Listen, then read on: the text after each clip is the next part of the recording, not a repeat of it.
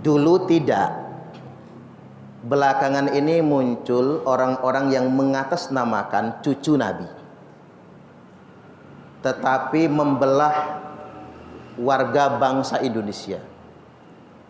Mengaku anak cucu Nabi, tetapi mengajak masyarakat muslim melawan pemerintah yang sah. Ya, orang bisa saja mengaku cucu Nabi. Saya juga bisa, Pak. Cucu Nabi Adam saya ini. Betul nggak kira-kira? Orang bisa mengaku. Kalau kata Kiai Haji Imanuddin Usman Al-Bantani, kalau orang itu ngaku cucu Nabi, tapi ngajak kita rajin sholat, ngajak kita bayar zakat, rajin puasa, mengajak kita masyarakat pribumi ini membangun bangsa dan negara, itu bagus. Masalah dia cuma ngaku-ngaku atau beneran, itu bukan urusan kita. Urusan dia dengan Allah. Karena kalau mengaku keturunan Nabi, dosa-dosa dia sendiri. Kalau pada kenyataannya dia bukan keturunan Nabi. Tapi ketika dia mengaku keturunan Nabi,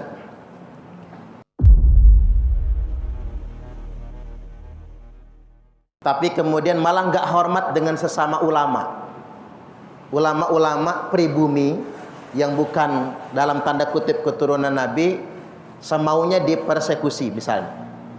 Tidak hormat dengan masyarakat pribumi, atau dakwahnya provokatif, malahan dakwahnya isinya nyaci maki, menghina presiden, menghina pemerintah. Kita patut mempertanyakan, benar tidak dia keturunan Nabi?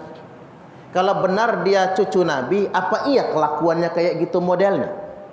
Ini penting kita mempertanyakannya. Karena apa, saudara-saudara? Hari-hari ini banyak orang yang mengaku-ngaku sebagai cucunya baginda Nabi besar Muhammad. Kemudian mereka datang untuk memecah belah umat. Ini sudah sampai kepada titik yang sangat mengkhawatirkan. Ulama selama ini diam. Kenapa? Karena selama ini belum ada indikasi umat Islam terbelah.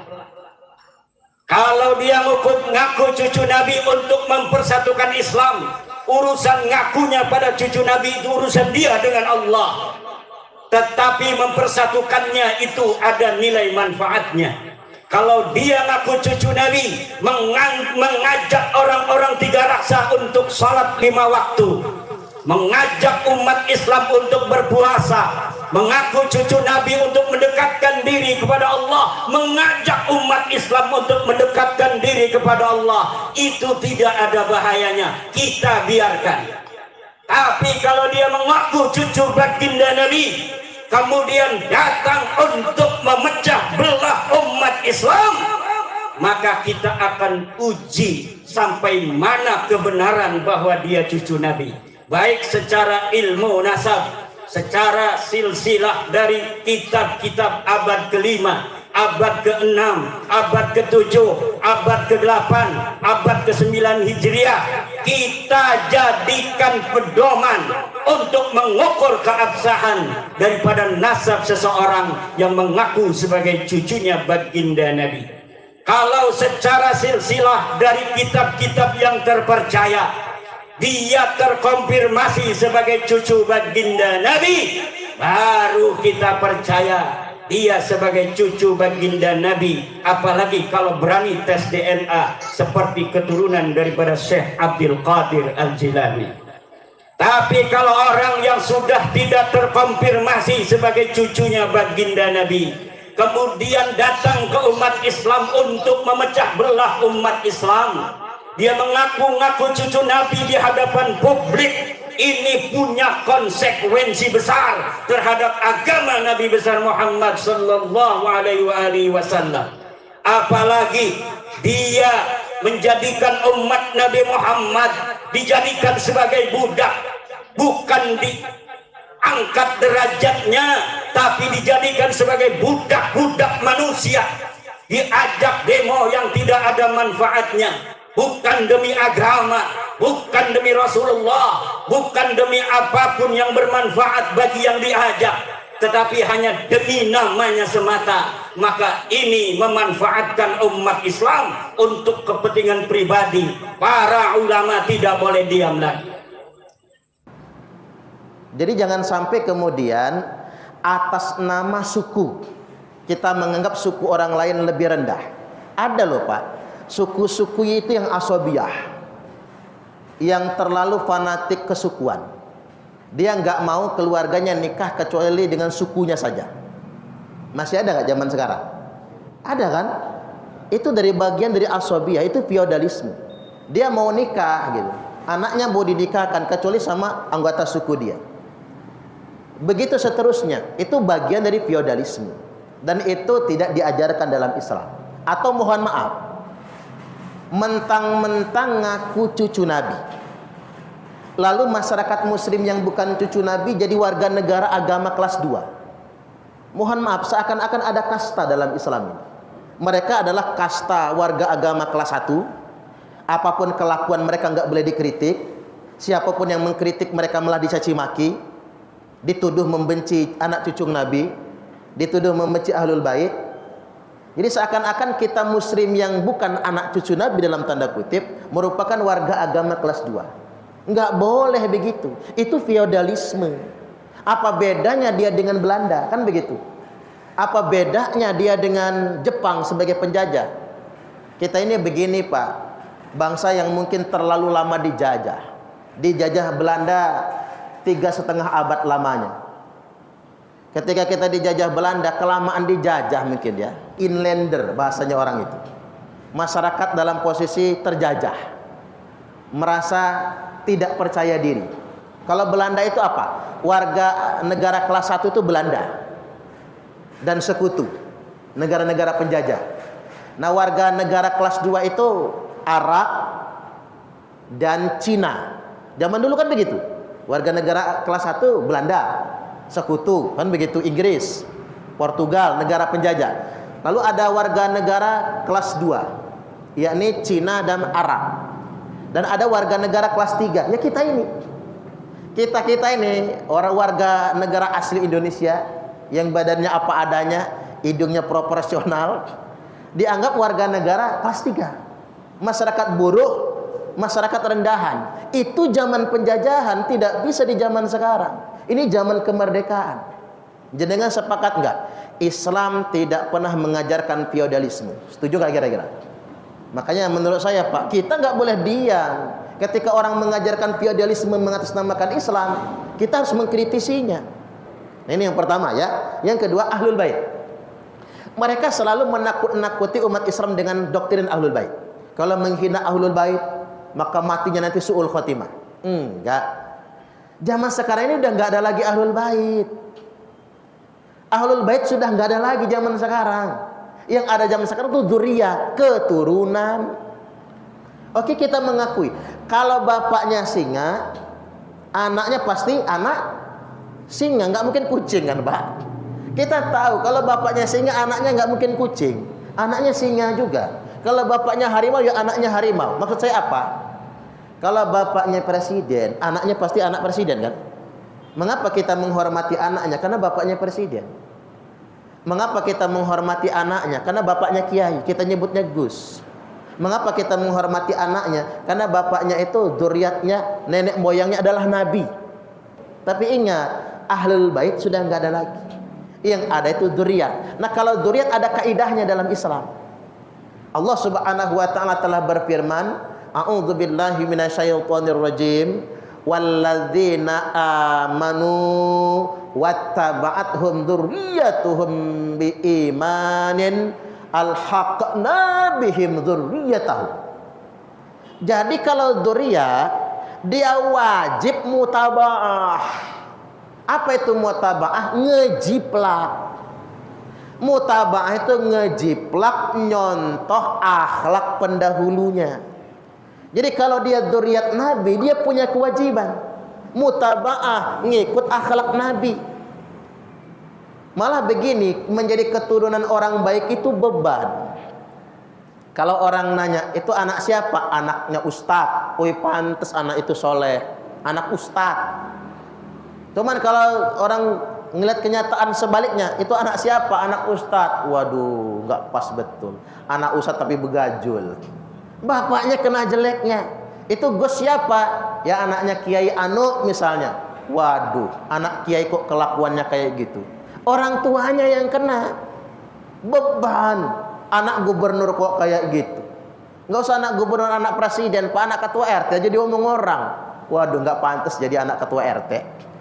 Diomong orang, betul, itu beban tanggung jawab. Jadi menjadi anak kiai, menjadi anak ustadz, menjadi zuriat keturunan Nabi, itu beban moral, beban mutaba'ah, harus ngikut akhlaknya. Walladzina amanu wattaba'athum dzurriyyatuhum biiman, orang-orang beriman, anak cucu mereka, dzurriat keturunan mereka mengikuti mereka dengan keimanan. Harus dengan iman. Enggak ngikutin iman Nabi, jangan ngaku cucu Nabi. Harus mutabaah dengan akhlak Nabi, enggak ngikut akhlak Nabi, jangan ngaku cucu Nabi. Alhaqna bihim dzurriyyatahum, kami akan ikatkan mereka semua dengan anak keturunan dzurriat mereka. Jadi akan ngikat dzurriat hari ini, Pak. Keturunan hari ini akan terikat dengan kemuliaan orang tuanya selama dia ngikut iman dan akhlak orang tuanya. Itu maksud ayat ini. Tak ulang ya. Maksud dari ayat ini, keturunan hari ini akan ngikut kemuliaan nasab orang tuanya, leluhurnya, selama dia mengikuti keimanan dan akhlak leluhurnya. Kalau tidak, dia tidak akan mendapatkan kemuliaan. Ini Al-Quran loh yang menegaskan. Selain itu ingin saya sampaikan, Islam menganut kaidah ketentuan inna akramakum indallahi atqakum. Sesungguhnya yang paling mulia di antara kalian semua adalah orang yang paling bertakwa. Setuju nggak kira-kira, Pak? Ya kita nggak boleh mengklasifikasi orang mulia itu berdasarkan warna kulit, kesukuan, nasab dan lain sebagainya, tapi berdasarkan takwa. Maka kemudian ada 5 variabel utama yang bisa menyebabkan kita mulia. 1, ilmu. Orang bisa mulia dengan ilmu. Mengapa? Karena Allah yang menegaskan. A'udzubillahi minasyaitonir rajim. Yarfa'illahu alladzina amanu minkum walladzina utul ilma darajat.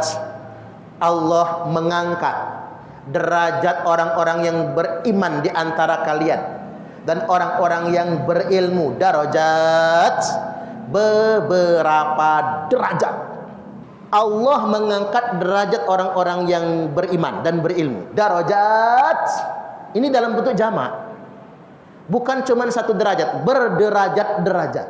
Jadi kalau kita ingin mulia, berilmu. Makanya kita punya kewajiban memuliakan ulama. Makanya saya kesel, Pak, kalau ada orang atas nama nasab lalu merendahkan ulama. Enggak boleh. Mentang-mentang ulama ini orang Jawa misalnya, Pak, umpama kan, mentang-mentang ulama ini orang Lampung, anak Kidah misalnya kan, bukan suku tertentu misalnya, sementang dia ini warga pribumi lalu direndahkan. Enggak boleh kayak gitu. Itu enggak menghormati ilmu. Orang yang merendahkan ulama sama saja dia merendahkan Allah Ta'ala dan Rasulnya. Loh ngapa? Allah ngangkat derajat orang yang berilmu, ulama. Dan ulama itu pewaris para nabi. Annal ulama'a warasatul anbiya. Sesungguhnya ulama itu pewaris para nabi. Loh ngapa kita ini menghormati kiai, Pak? Karena kiai itu ulama, guru kita yang memberikan kepahaman agama kepada kita semua. Menghormati kiai itu bagian dari adab. Sedemikian rupa orang bisa mulia karena ilmunya, karena Allah yang memuliakannya. Tapi sebaliknya orang juga bisa rendah loh, Pak, karena ilmunya. Kapan? Wa tu'allima li ghairiddin. Saat orang belajar ilmu tujuannya bukan untuk kemuliaan agama. Ini banyak sekarang. Ngapa kamu belajar ilmu medis, kedokteran? Biar jadi dokter. Ngapa kamu pengen jadi dokter?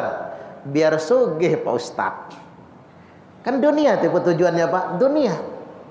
Ngapa kamu belajar, ngapa kamu kuliah? Biar saja jadi sarjana. Ngapa kamu pengen jadi sarjana? Biar dapat kerjaan bagus. Ngapa biar dapat kerjaan bagus? Ya biar duitnya banyak. Dunia kan? Nggak usah jauh-jauh. Ngapa kamu mondok? Biar jadi ustaz. Ngapa kamu jadi ustaz? Biar bisa ceramah. Ngapa kamu ceramah? Biar angpaunya lancar. Belajar agama saja Pak, bisa dunia tujuannya. Bisa dunia tujuannya. Artinya memang orang bisa rendah dengan ilmunya kalau ilmunya bukan karena Allah, tapi ilmunya karena kepentingan dunia. Satu ya. Yang kedua, orang mulia karena jabatan. Hati-hati loh Pak, jangan merendahkan orang yang punya jabatan. Walaupun yang punya jabatan nggak perlu feodal, ingin selalu dihormati. Tetapi memang dalam ajaran Islam, menghormati pejabat itu bagian dari adab Islami. Karena ngapa? Allah yang memuliakan mereka. Ya ayyuhalladzina amanu ati'ullaha wa ati'ur rasulah wa ulil amri minkum. Wahai orang-orang yang beriman, satu, taatlah kalian semua kepada Allah. Dua, lalu taatlah kepada Rasulullah. Tiga, wa ulil amri minkum. Taat kepada pemerintah yang ada di antara kalian semua. Berarti pemerintah itu disebut nomor 3. Setelah Allah, Rasul, baru pemerintah. Makanya mentaati pemerintah sama saja kita mentaati Allah dan Rasulnya. Makanya kita nggak boleh menghina pemerintah. Kadang-kadang orang merasa benar dengan menghina pemerintah. Jokowi, Jokodok, presiden loh Pak. Kalau di Arab dipotolin palanya itu. Padahal dalam hadis dikatakan, man ahana sultana ahanahullah. Barang siapa yang menghina sultan, sultan itu siapa? Kepala negara. Barang siapa yang menghina sultan, maka pasti dia akan dihinakan oleh Allah. Makanya ribuan orang menghina presiden, tapi tidak ada satu pun masuk penjara. Ngapa? Nggak masuk penjara gara delik pidana presiden Pak. Karena menghina presiden itu dulu delik aduan. Presiden yang harus ngadu. Presiden ngeladeni Pak, ngadu-ngadu yang kayak gituan. Oh ijazah palsu gara-gara Nur Sugi sama Babang Tria jadi dicuekin sama dia. Kurang kerjaan, harus ngadu-ngadu yang kayak gituan. Ribuan orang yang menghina presiden nggak ada yang satu pun yang masuk penjara. Tapi ingat, walaupun presiden tidak memenjarakannya, Allah sudah menegaskan, Nabi sudah menegaskan, ahanahullah, yang pernah menghina kepala negara, sultan, maka suatu hari nanti Allah sendiri yang akan menghinakan. Makanya hati-hati, jangan. Tapi ingat, dengan jabatan juga orang bisa hina. Contohnya siapa? Ferdi Sambo sama Teddy Minahasa kan gitu ya. Jelas konkret contohnya. Ketika mereka korupsi, memperkaya diri. Sampai itu apa yang dibongkar Pak Mahfud MD itu 349 triliun. Itu kalau dibelikan lato-lato, tenggelam Lampung ini Pak. Penuh sama lato-lato semua. Orang bisa hina juga dengan jabatannya. Tapi ingat, selama seorang menjabat, kita nggak boleh sembarangan merendahkannya. Boleh mengkritik penguasa, boleh ya Pak. Karena kalau kata Umar bin Khattab, aku lebih suka dikritik daripada dipuji. Benar itu. Tapi jangan ngejek. Jangan ngajak umat ini nuduh pemerintah yang bukan-bukan. Tuduhan yang paling parah apa? Rejim komunis. Itu kan sama saja ngajak rakyat ini melawan negara, melawan pemerintah yang sah. Boleh mengkritik, tapi jangan mengajak orang kemudian melawan negara, melawan pemerintah yang sah. Itu dosa besar nantinya. Silahkan mengkritik, karena kritik itu membangun. Makanya monyet itu Pak, kita uyek-uyek begini di atas pohon, nggak jatuh nggak. Cuman jajal monyet ini ditiup angin sepoi-sepoi, sepoi. Udah kekenyangan makan pisang, ambruk monyet. Kan begitu. Dua ya. Yang ketiga, orang itu bisa mulia dengan hartanya, bisa hina karena hartanya. Saat kapan dia mulia karena hartanya? Alladzina yunfiquna fisarra'i wadh-dharra. Saat dia menginfakkan hartanya dalam keadaan lapang maupun sempit, mulia dia. Yang menzakati hartanya, yang menginfakkan, mensedekahkan, dia mulia. Saat kapan orang berharta akan hina? Satu, saat dia tidak peduli halal, haram, hantam semua. Dua, saat dia membelanjakan hartanya untuk perbuatan maksiat, maka dia akan menjadi hina. Kemudian yang keempat, orang bisa mulia karena nasabnya, orang juga bisa hina karena nasabnya. Orang bisa mulia karena nasabnya. Mau tidak mau Pak, anak keturunan Nabi pasti mulia. Pasti mulia karena darah Nabi kan, pasti mulia. Anak keturunan kiai mulia. Jangankan anak keturunan kiai, anaknya Pak Lurah aja dihormat orang. Apa? Anak lurah kata orang. Mau tidak mau sedemikian rupa. Kalau bapaknya orang baik, orang terhormat, anak-anaknya ngikut terhormat. Selama dia mutaba'ah, ngikut iman dan akhlak orang tuanya. Kalau dia nggak mutaba'ah, akhlaknya nggak ngikut, dia tidak akan mendapatkan kemuliaan tersebut. Makanya laisal fata may yaqulu kana abi walakinnal fata may yaqulu ha anada. Bukan anak muda itu yang membangga-banggakan leluhur orang tuanya, tapi anak muda yang sesungguhnya yang berkata, inilah karya saya, inilah amal soleh saya. Malah kita itu jadi malu sendiri ya Pak, kalau ketemu orang mulia, orang yang baik, tapi dia sama kita sopan banget, sungkan sendiri kan. Jadi nggak enak ya Pak. Coba bapak-bapak punya majikan, bos main tunjuk, hoi ambilin, enak nggak Pak? Nggak enak kan? Nggak sopan amat, mentang-mentang gua babu elu kan gitu ya. Mentang-mentang sementara waktu saya karyawan kamu main hoi, main nunjuk-nunjuk aja kan begitu ya. Kadang kan nggak enak. Tapi ketika ada orang yang mulia, dia mungkin pimpinan kita, tapi nyuruh kita pakai tangan, tolong ambilkan itu. Tangan begini baru nunjuk Pak. Ada kata tolong. Apa kata kita di hati? Subhanallah, dia memperlakukan saya sungguh mulia. Nah itulah Nabi. Nabi nggak pernah merendahkan orang lain. Nabi itu manusia paling mulia di muka bumi ini, paling mulia.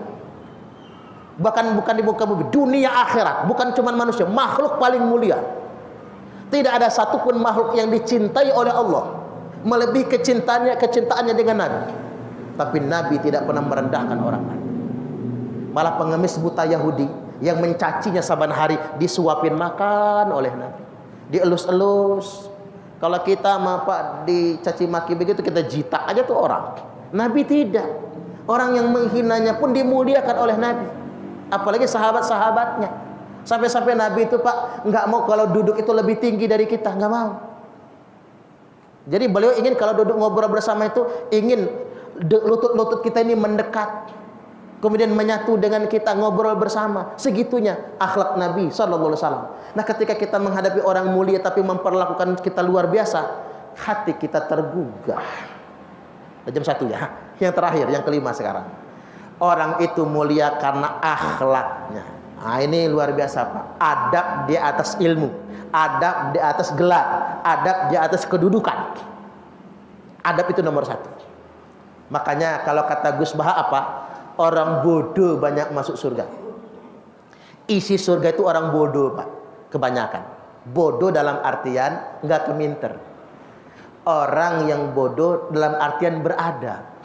Ya ilmunya biasa-biasa saja, gelarnya biasa-biasa saja, tapi beradab. Itu banyak masuk surga itu. Karena kebanyakan orang-orang masuk surga karena akhlaknya. Nabi bersabda, akmalul mu'minina imanan ahsanuhum khuluqa. Orang mukmin yang paling sempurna imannya adalah yang paling baik akhlaknya. Wa khiyarukum linisaihim khuluqa.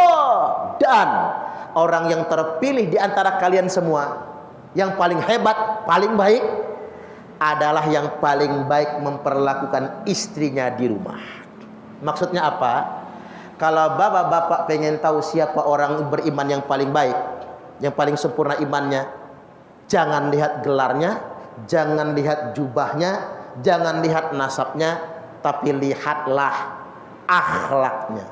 Nah kalau pengen tahu orang yang baik di antara kita-kita ini Pak, jangan lihat ketika dia di tengah orang banyak, tapi lihatlah bagaimana dia memperlakukan orang terdekatnya. Orang itu baru mulia Pak kalau dia bisa memperlakukan karyawan, kalau dia bos dengan baik, itu baru orang mulia. Seorang bos bisa mudah marah dengan bawahan, tapi kalau dia memperlakukan bawahannya dengan terhormat, itulah orang baik. Kita di rumah kalau bisa duduk bersama lesehan, makan sama asisten rumah tangga, menganggap asisten rumah tangga sebagai keluarga kita sendiri, Kan begitu? Memperlakukan dia seperti anggota keluarga, itu baru orang baik.